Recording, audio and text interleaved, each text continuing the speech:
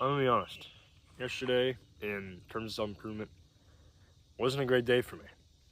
I was pretty tired, and I had a lot on my mind, and I had a lot going on that day, and I was very busy, and I didn't really. I poured a lot of effort into my self-improvement habits, really at all. I spent a lot of time scrolling on YouTube, which I usually don't do. That was really rare for me. I wasted a lot of time. I didn't get a lot of work done. I didn't record any videos. I didn't go to the gym, and it was just kind of a rut type of a day. And that day made me have a very powerful realization that failure and messing up and making mistakes, and I was talking about this before on my YouTube channel, making mistakes is not a bad thing. Failure is not a bad thing. That's like you hear all the time, failure is the best teacher, and you kind of think about it, but you don't really think too deeply into it. And it hit me that yes, failure is important, and it's important to learn and grow from failure. And I shouldn't always think of failure as a bad thing. I sort of started to realize that failure is not a setback. It's a foundation. Right? Failure is what you have to build off of to grow. Right? Your identity as someone on self-improvement, your goals, your dreams, your ambitions, your life, if it's not built on a solid foundation, then it's not going to last. It's not going to be strong enough, right? There's a very, very popular parable that Jesus said, that there was two guys, right? Two construction workers who both of them were building a house. And, well, each of them were building different houses, right? One of them decided to build his house on sand, which, if you know anything about foundations and construction, it's a horrible idea, right? Sand is very loose. It settles, it shifts all the time. And when you're building a house, you want to put it somewhere where it's not going to settle, it's not going to shift too much. Because as the earth will shift, the house will lean, and it will be loaded unevenly, and eventually it'll fail, it'll fall, right? I mean, all houses fall eventually, but the ones that last the longest are the ones that are built on solid foundations, right? So this idiot decides to build his house on sand. And he builds this really nice house. It's very sturdy. It's a house, right? It's livable. The other guy decides to build his house on rock, right? Solid, hard rock. Because back then they didn't really dig, actual like basements and actual foundations into the sand. This guy built his house literally on like a giant rock, right? Like on the bare earth. And rock does settle, rock does shift, but it shifts much less than sand. So he has a very sturdy, very strong house. And this huge storm comes in, right? Devastating. It's like hurricane winds, torrential rain, not a great situation. And the guy who builds his house on sand, his house falls apart, right? It's completely wrecked. But the guy who builds his house on rock, that house is strong, it's sturdy, it weathered the storm, right? And what I'm getting at here is we have to have a strong foundation. Now, a lot of people take this parable into thinking of, we need to build our lives, our faith on trusting in God. And that's, of course, that's an incredibly important message to get from this. And no, there's nothing wrong with that message, but there's another meaning. At least in this context, we have to build our lives on understanding that when we fail, when we mess up, it's just building up our foundation, right? Because when bad things happen, there's only going to be two things you can fall back on.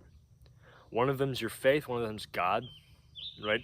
Falling back on your trust that everything's going to be all right, your family, whatever it is that is very valuable to you. And the other is the lessons you've learned, your failures, right? When something bad happens, right? Maybe you just have a bad day, or maybe there's actually a horrible tragedy, whatever it is. To be able to fall back on the fact that you've failed before, you've you've seen hardship before and you know how to overcome it, is going to allow you to rebuild, going to allow you to grow from that, right? It's going to allow you to weather the storm because you're built on a strong foundation of failure. Failure, right? Failure is very common in everybody's life. And, obviously some people would say, in a perfect world, no one would ever fail. In a perfect world, all you had to do was try a little bit and all your goals would be achieved. In a perfect world, it would be easy to be rich. In a perfect world, it would be easy to be healthy. Everything you've ever wanted would come easy. To that I say no. In a perfect world, everything comes hard. In a perfect world, you're going to fail a lot. Right? Because guess what? This world isn't perfect. Jeez. My cat just tried to attack my dog. In a perfect world. Oh man, I lost my train of thought. Thank you, little. Oh, shoot. Yeah, thanks a lot, y'all. Distracting me. Because guess what? This world isn't perfect. Bad things happen, right? But when you have this solid, strong foundation of failure, you can overcome that. You can learn from your past mistakes, and you learn your lessons, you gain knowledge, you gain experience that you can fall back on, right? Today, like yesterday, wasn't a great day for me, right? I was falling into a rut. I had fallen off of my self-improvement. I was getting back in the swing of things after getting back from a trip, and I fell off my self-improvement, right? I started scrolling a lot, and it wasn't great. But here's the thing. I have fallen before. I've fallen back in old habits before. This happens all the time, right?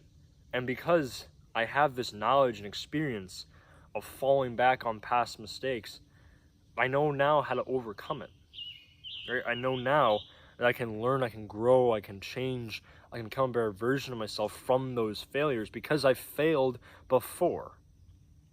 Right? A great example of this is I have fallen into this really bad habit of spending way too much time on my phone, right? I've fallen into this, I've also, because, I gotta concentrate here. Jesus, bugs everywhere. I have, for a long time, I was completely free of YouTube. I spent the entire season of Lent. If you know anything about church seasons, you know that Lent is a time where you're supposed to fast and pray more and try to become closer to God through discipline. And it's a very important season. And normally I don't really participate too much in Lent because I'm not Catholic, but I did decide to do it this year. And this year I gave up all social media, and it was really great. I was able to focus a lot more. My motivation was a lot better. I started to see beauty in things around me a lot more because I wasn't so consumed by social media and the overstimulation. But for a long time, for months and months after Lent, my social media addiction has really come back with a vengeance. And, like I said, yesterday wasn't great. But because I've failed before, because I've overcome my social media addiction before, of course it's back now, but I've overcome it before, I know what to do and what to try differently. So this morning, last night, I wrote on a piece of paper, "Failure is your foundation," which is the title of this video, right? And I decided to take a picture of it and make it my background photo. Normally my background photo is a picture of my girlfriend, but and nothing against doing that. But I made that my background because I wanted to focus. I wanted to be able to look at my phone every single morning and see that message, failure is your foundation, and know that no matter what happens, right, no matter what mistakes I make, it's for the greater good. It's for my growth. And it's also a reminder to not scroll on YouTube, to not open that app, because I'm seeing this reminder of the fact that I had a bad day yesterday. I had a bad day with YouTube, right? I spent a lot of my day on YouTube. I had that negative experience. This is a constant reminder of what my day can look like if I spend all of it on YouTube. That's the power of setting reminders. It's the power of growth. It's the power of learning from your mistakes, right? Because in the past, I haven't done this. It's a new thing I'm doing, and it's really proven so far to be very powerful, right? Today has been significantly better than yesterday in terms of quitting my social media addiction. And that's the power of learning from your failures, learning from your mistakes.